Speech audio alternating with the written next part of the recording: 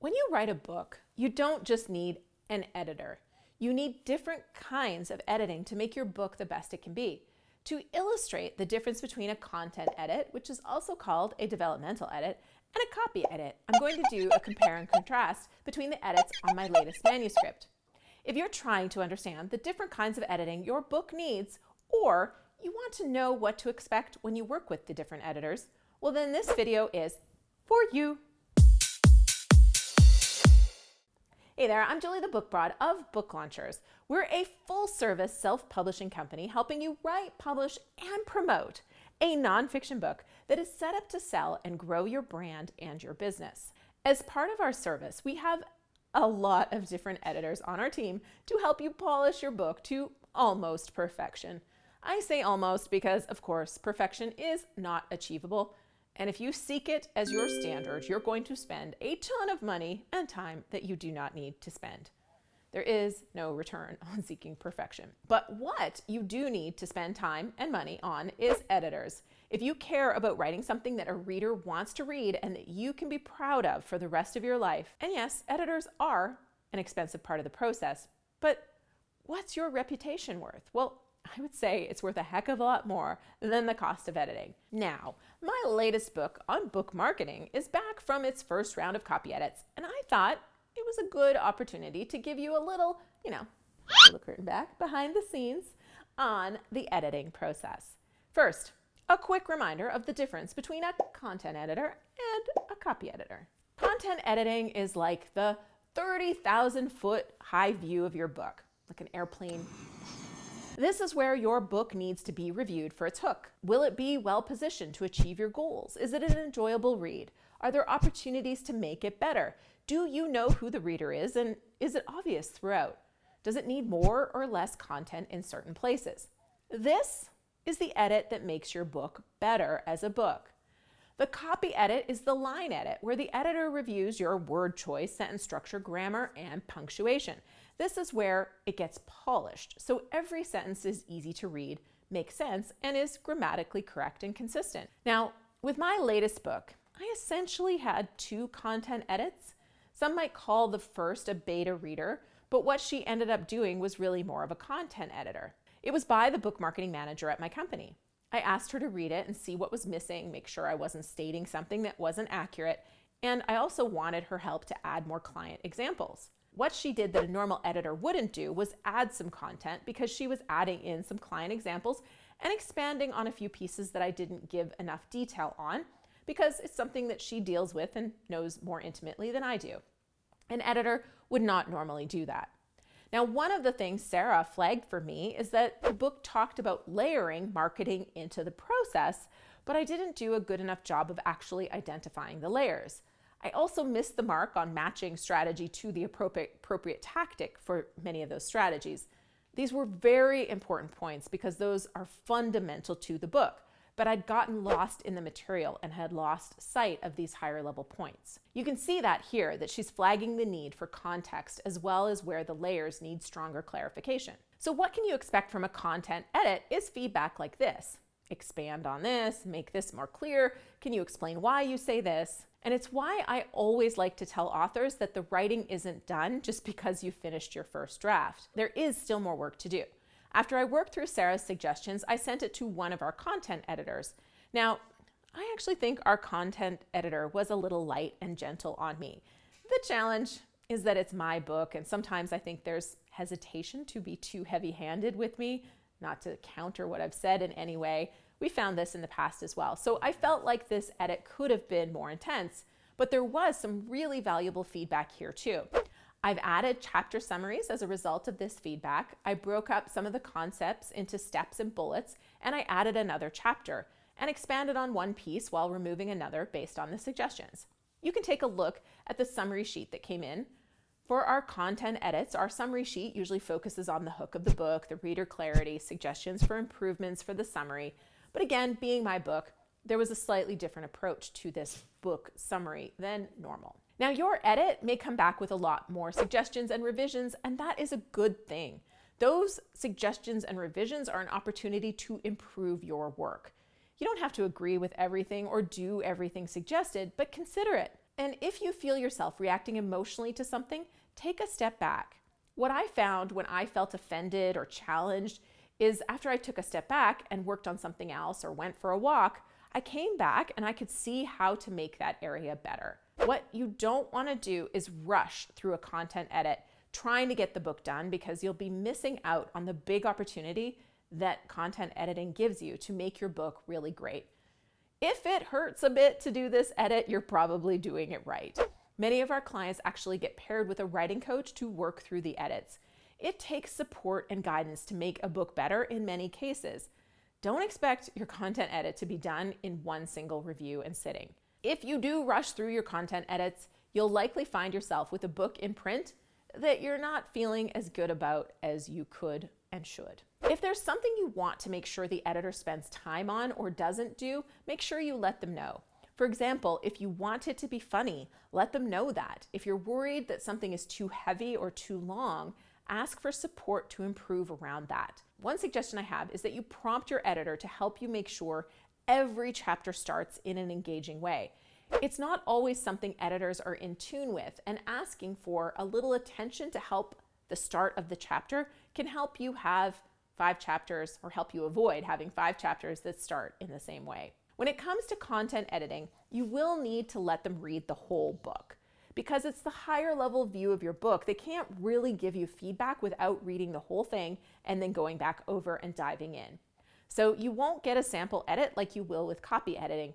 You also really shouldn't ask them to break up their editing into pieces. Sometimes a second content edit can be warranted depending on how deep your changes went. We do have books that come to us, we content edit them, and the author realizes that there's a lot of work to be done to make the book the quality level they want, and they revise a lot of the book. After it's gone through major surgery, a second content edit makes sense. You could also send sections back to a coach or to your editor if you need to make sure you address the major issue that was uncovered. Copy editing is a crucial step in the publishing process, and it comes after that content edit. It's when the editor goes through your manuscript line by line to fix any errors, improve the clarity of your writing, and ensure consistency throughout the book. This is a different person than the one that does the content edit, because it is a very different skill. The person who helps craft a great story and make sure the book has reader engagement from a structural level has a different talent than the talent of a great copy editor who can see how changing one word improves a sentence 10 times over, and how removing a sentence changes the flow of a paragraph, and so on. Copy editing is usually an easier edit to go through as an author because it's more of a yes/no decision versus write this, change this, explain this, and add this type work. That said, it can still be intense. Take my book as an example. After the lighter content edit, I asked for a heavy-handed copy edit. I wanted to make sure every sentence got close scrutiny, and boy did I get it. Now, this is a heavy copy edit. You may not want this level of intensity because it might change your voice or the tone of your book, and it can feel daunting to open up your manuscript to see so many changes.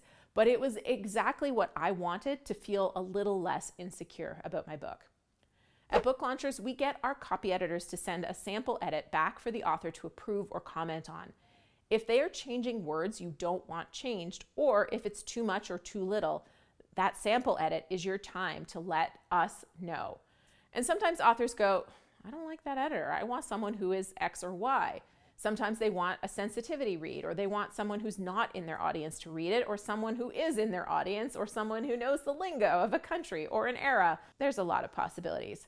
Remember, the copy edit is about polishing your work and making it the best it can be.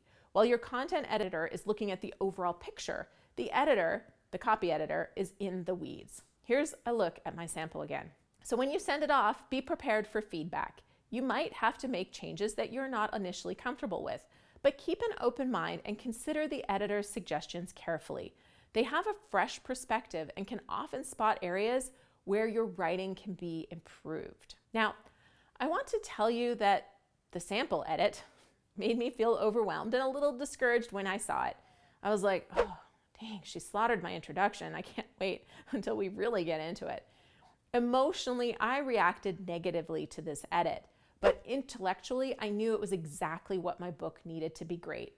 So at first, I had to grit my teeth, Well, actually, I went in my cold plunge to get a dopamine hit. And then I said, okay, great, keep going. So here's what it looked like when the full edit came back. Are you sitting down? I know I needed to be when I got this back. Yeah, it's a bit ugly, but the work was awesome. She highlighted things I said that didn't come across the way I thought they did. She reworded sentences, cut words, and just made this book easier to read. The good news is that I find it fairly straightforward to review a copy edit. Take a look at how I'm reviewing it here. Rather than cry any tears over what hit the cutting room floor or even look at what was taken out or changed, my approach, this may or may not work for you, but this is how I do it. I accept the changes to a section and read it. Does it work? Does it say what I wanted it to say? How can I make it read even better? Is there more I can cut? It's easy to be attached to the words and look at what they changed word by word. But really, what matters is what it says and whether it says what it's supposed to say, it sounds like you, and is the best it can be. So that's what I focus on. What I've learned is to pay attention when I react emotionally to something. If it makes me feel defensive or reactive in some way, or I feel annoyed or something else, I note that feeling.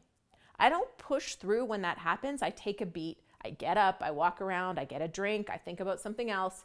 I usually need to let that sit for a minute or even more if it's a bigger reaction to see what the opportunity is to make it better.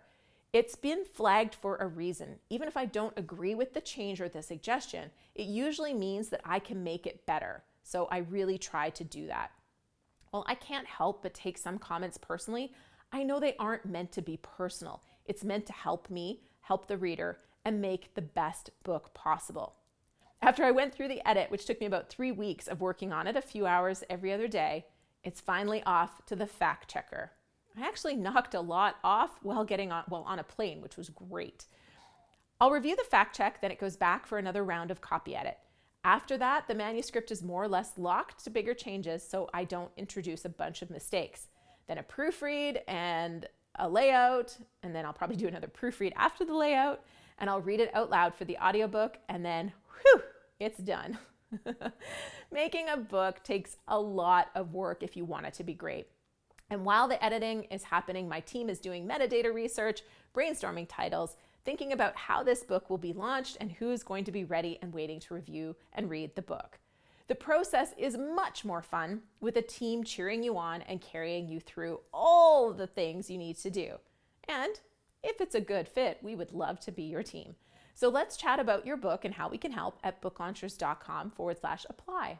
If your book is heading to an editor, it is a great time to start with us because we can still help you position the book for marketing and make it the best book it can be. So let's chat. And after you do that, here's a video on how to write great chapter titles. This is something we're spending some time on, probably more time than you likely have to date. And this video on 5 tips to improve your writing technique is also pretty great. Pretty sure you'll like them both, so click on over and I'll see you there.